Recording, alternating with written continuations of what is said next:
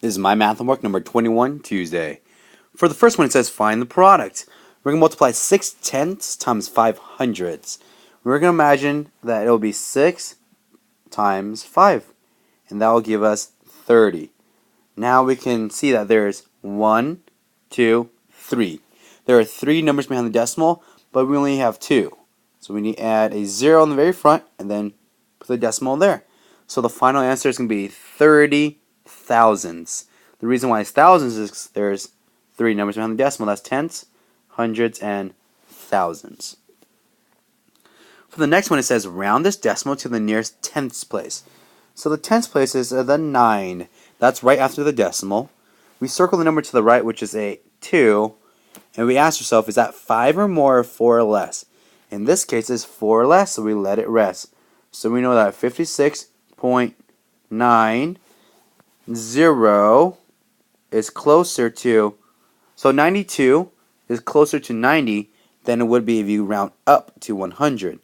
So that's why you would round it to 56.9. You will keep it at rest because that 2 is 2 or less, 4 or less. So that's why you don't round up. You keep it the same.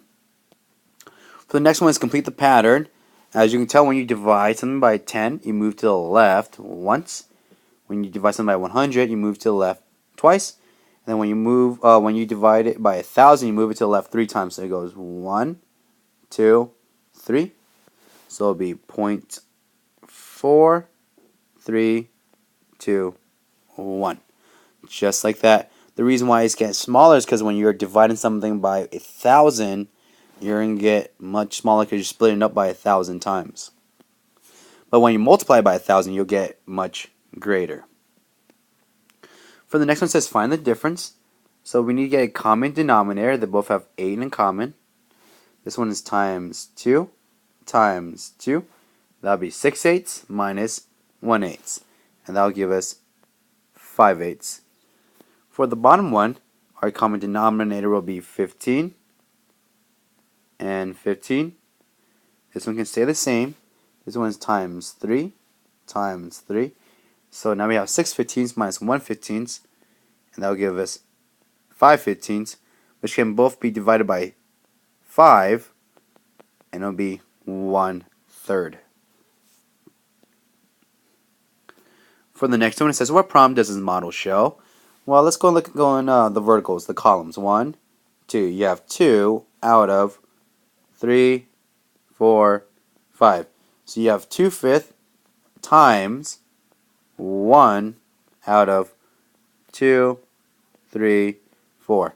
So it will be 2/5 times 1/4. That's the problem. And if we wanted to solve it, it would be 2/20ths.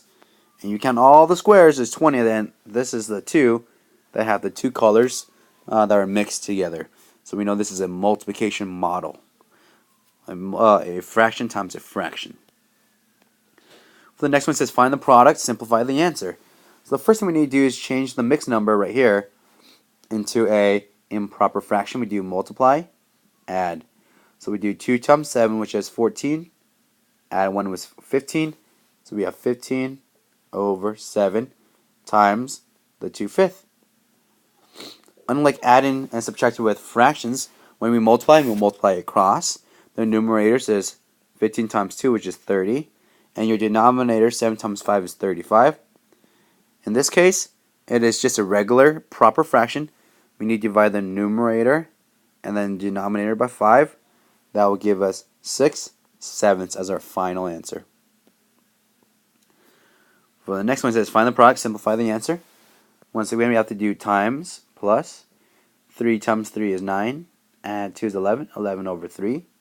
So now it looks like this. 2/15 times 11 over 3. Multiply the numerators, that will give us 22. The denominator will give us 45.